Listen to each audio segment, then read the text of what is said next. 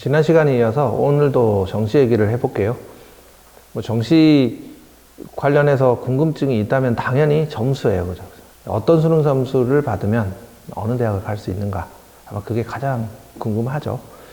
근데 좀 조심해야 될 게 우리가 보통 정시 합격 라인, 그러니까 어떤 수능 점수대에서 어느 대학을 간다 이렇게 말을 할 때 그 전년도 입결을 가지고 많이 얘기를 합니다.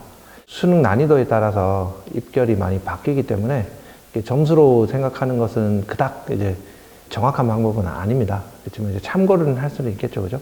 내가 이 정도 수능 성적을 받으면 이 대학을 갈 수 있겠구나.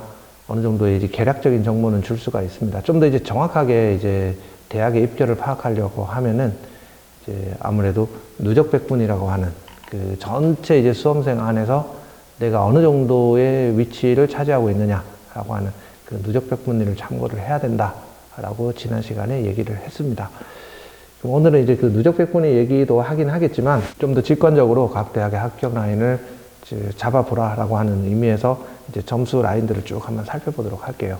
일단 어떤 대학부터 시작하나라고 생각을 했는데 당연히 이제 학생들이 가장 많은 숫자의 학생들이 관심을 갖는 대학이 어디냐면은 그래도 이제 상위권, 중상위권 이런 학생들 전부 다 이제 관심을 갖는 서성한 라인이고 중경외시 이대까지 포함해서 그 라인이 가장 이제 학생들의 관심도가 높은 라인입니다. 그래서 그것부터 오늘 준비를 했어요. 서성한은 이 누적백분위 기준으로 이제 한 6% 정도 수준에서 합격생이 나옵니다. 보통 그 밑으로 떨어지면은 붙기가 어렵죠. 6%라고 하면은 가장 이제 서강대 낮은 학과 이런 수준에서 이제 합격 라인이 나온다라고 보시면 됩니다. 일단은 그 6% 라인이 수능 점수로는 어느 정도 수준이냐, 그걸 전년도 2023학년도 이제 입결 기준으로 살펴보면은 일단 성균관대 공학계열 합격자의 성적을 보면은 국어가 원점수 기준으로 83점, 수학은 88점, 물리학원은 46점, 지구과학원은 44점입니다. 이때 국어는 언어와 매체고 수학은 미적분학을 선택한 학생이에요. 국어는 이제 83점이라고 했는데 3등급이고 국어에서 틀린 개수를 산정을 해보면 7개를 틀렸습니다. 국어에서 7개 틀렸고 그 다음에 수학에서는 3개, 물리학에서는 46점이니까 2개, 지구과학원에서는 44점이니까 역시 2개 틀렸어요. 그러니까 이 학생은 한 14개 정도를 틀리고 성균관대 공학계열에 전년도에 합격을 했다. 이렇게 볼 수 있습니다. 그러면 올해 수능이 좀 쉽잖아요.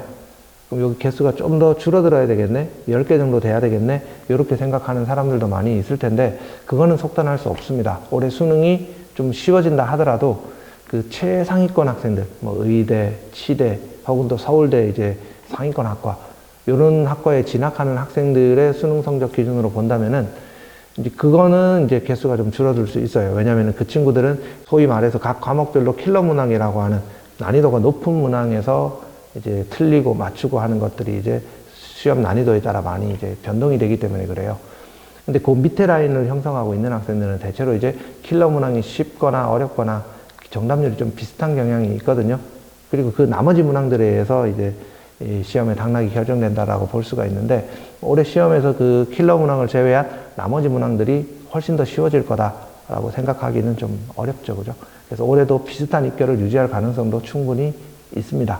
그래서 성균관대 공학계열은 14개 혹은 또 15개 정도 선까지 내가 오답 개수가 나온다라고 하면은 이제 성대 합격을 노려볼 수가 있다 이렇게 판단할 수가 있는 거죠. 다음 이제 나가는 사례는 성균관대 인문계열 사례입니다. 성균관대 인문계열 중에서 이제 가장 이제 인기 학과죠. 글로벌 경영학과. 여기 이제 국어가 96점, 수학이 76점, 생활과 윤리가 44점, 한국지리가 48점.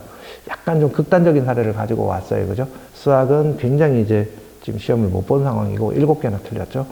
국어는 2개밖에 안 틀렸어요. 작년 시험 생각하면은 수학은 좀 쉽고 국어도 좀 쉬웠다라는 평가를 하죠.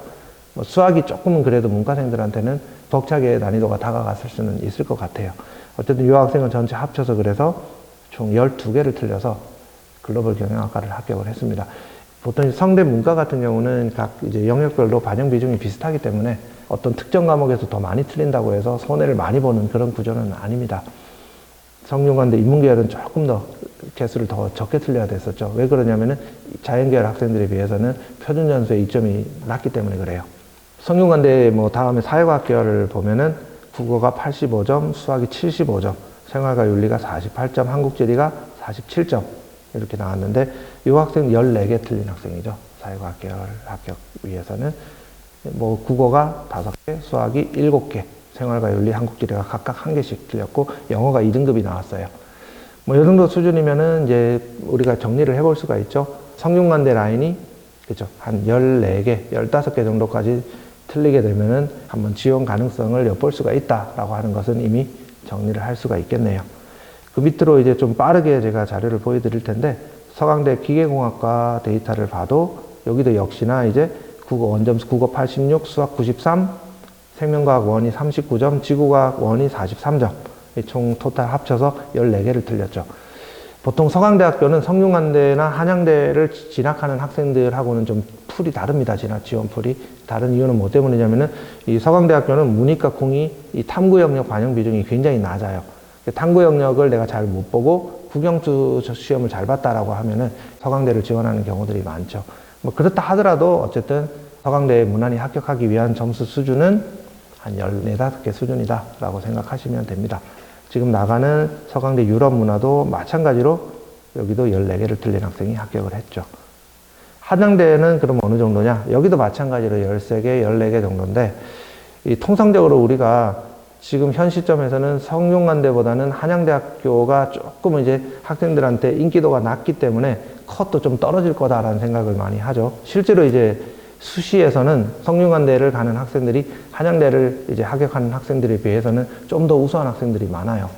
특히 이제 문과는 그렇고 이과도 이제 최근에 와서는 많이 역전이 됐죠. 그렇지만 이제 이 정시에서는 좀 양상이 다릅니다. 성균관대는 이제 정시 모집이 계열별로 이루어지죠. 공학 계열, 자연과학 계열, 또 인문과학 계열, 사회과학 계열 이렇게 이제 그 주로 이제 큰 덩어리 위주로 이제 그 입시가 치러지기 때문에 성균관대 입결이 조금 완만하게 아래쪽에서 이제 좀 꺾이는 경향이 있습니다. 아래쪽으로 좀 떨어진다는 뜻이죠. 전부 이제 평균적으로 이제 굉장히 많은 숫자의 인원을 뽑기 때문에 컷이 하락을 한다는 뜻이에요. 근데 한양대는 이제 각 모집 단위를 학과별로 쪼개놨기 때문에 각각 이제 그 모집 단위 줄을 쓰게 됐을 때 경쟁이 좀 더 격화되는 경향이 있습니다.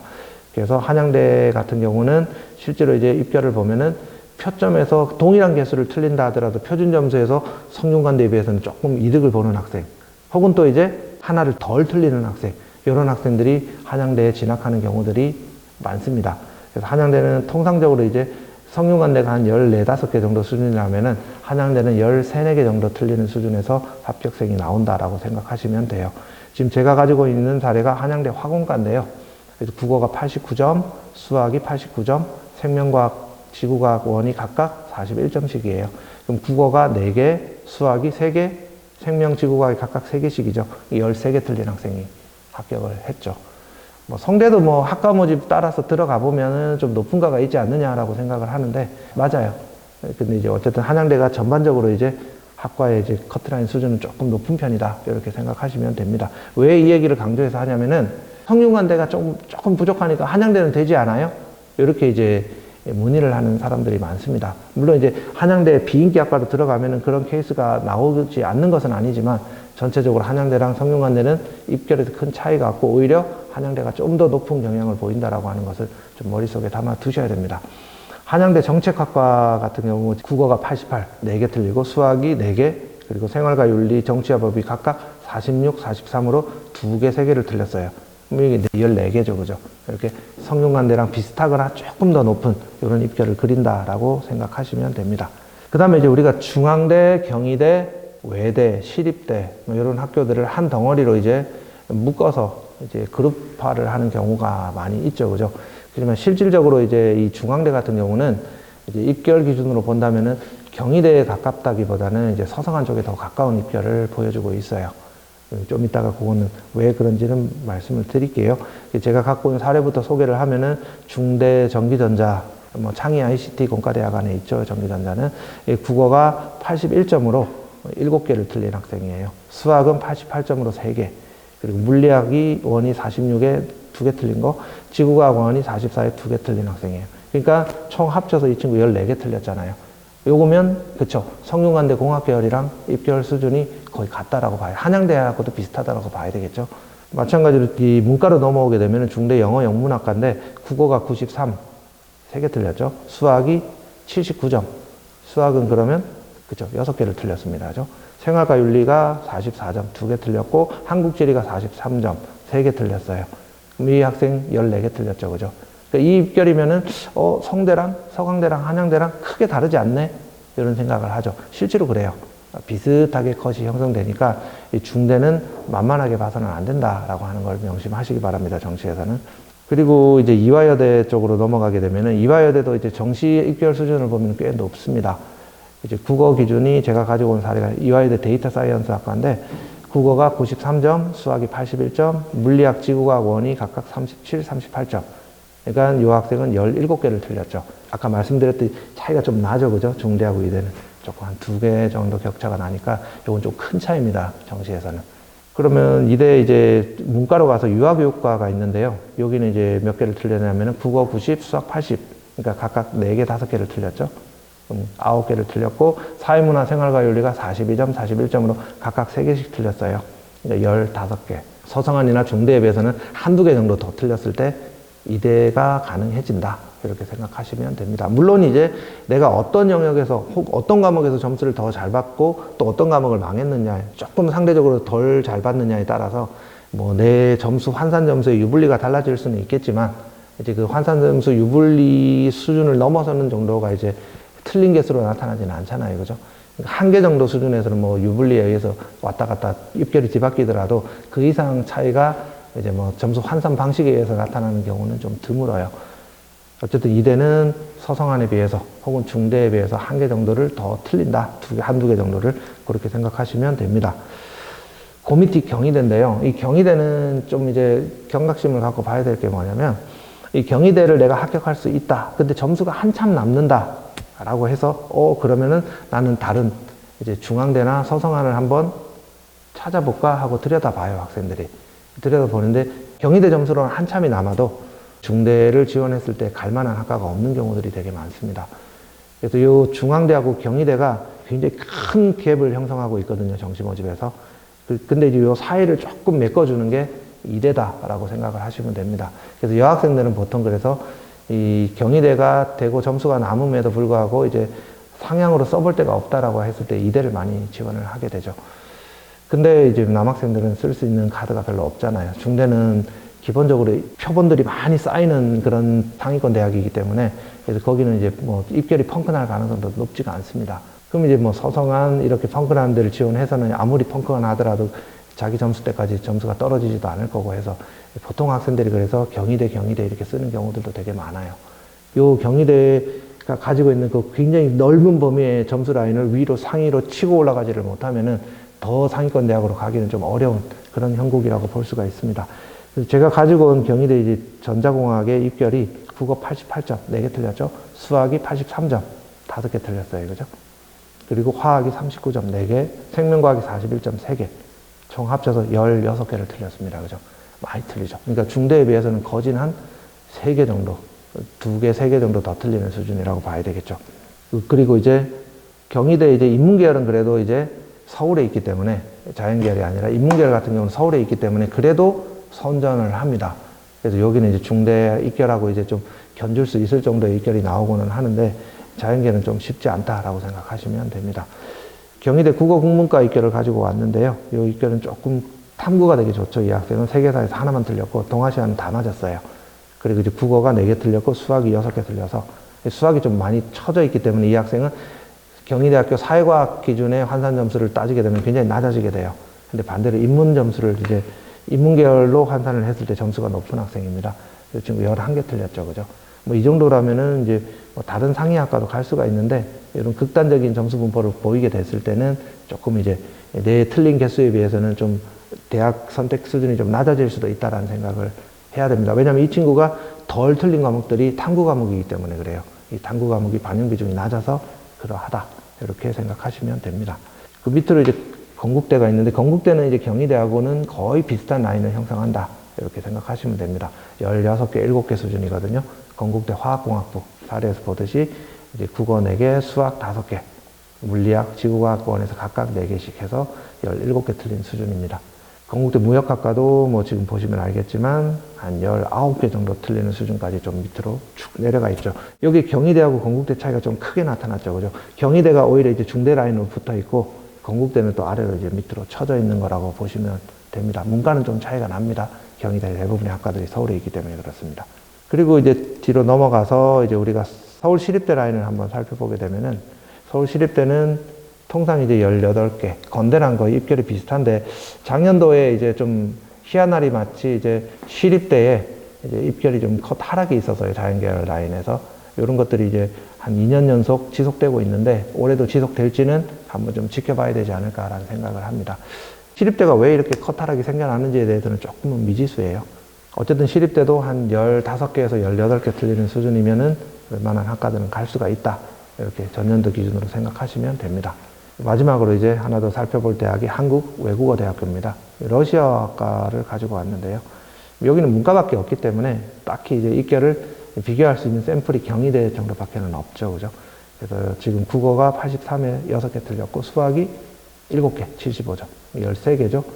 그리고 이제 생활과 윤리가 47, 사회문화가 37. 각각 이제 1개를 틀렸고 5개를 틀렸어요. 그러니까 이제 이 학생이 틀린 개수를 따져보면은 17개 정도 틀렸네요. 그죠? 그러니까 공대보다 한두 개가 많죠. 시립대 인문계열 라인 정도 수준이다 라고 생각하시면 됩니다. 여기까지가 이제 오늘 우리가 살펴본 서성한, 중경, 외시, 이대, 건대까지 이제 라인을 살펴봤어요. 그죠? 정리를 하자면은 서성한 라인은 통상 이제 13개, 14개, 많이는 15개 정도까지 합격 라인이 형성이 된다. 그 중에서 이제 내가 특별히 탐구 과목을 많이 망했다라고 하는 학생들은 서강대학교 쪽으로 가는 게 유리하고요. 그 점수를 골고루 잘 받았다라고 했을 때는 이제 그 성균관대 인문계열 쪽으로 가는 게 유리합니다. 그리고 이제 성균관대가 한양대에 비해서는 조금은 이제 입결 자체가 그 계열로, 덩어리로 뽑기 때문에 조금 낮아지는 경향이 있다라고 하는 건 기억을 하셔야 되고요. 그리고 중앙대 입결도 통상적으로 14개, 15개 수준으로 이제 서성한 쪽에 더 가깝다라고 생각하시면 됩니다. 그리고 경희대는 그죠, 중대에 비해서는 좀 자연계열 같은 경우는 한참 입결이 좀 떨어지기 때문에 그래서 경희대를 합격하고 굉장히 많은 점수가 남음에도 불구하고 남학생들은 중대를 쓸 수가 없기 때문에 좀 난감한 경우가 많이 벌어진다라고 하는 걸 기억하셔야 되고요. 여학생들은 그 중대와 경희대 사이에 이제 입결을 형성하고 있는 이화여대를 걸쳐서 쓰면 된다. 이렇게 생각할 수가 있겠네요. 그 밑으로 이제 시립대랑 그 다음에 외대, 그 다음에 건국대 정도 라인은 통상적으로 한 17개 정도, 한두 개 정도 더 떨어지는 수준이다 라고 생각하시면 이제 우리가 대략적인 입결 라인을 정리할 수가 있겠다 라고 할 수가 있겠네요. 자, 오늘 요 시간에 이어서 다음 시간에는 서울 수도권에 있는 이제 중하위권 대학들, 그 다음에 지역거점 공립대, 이런 그 대학들의 입결 라인을 가지고 다시 찾아오도록 하겠습니다.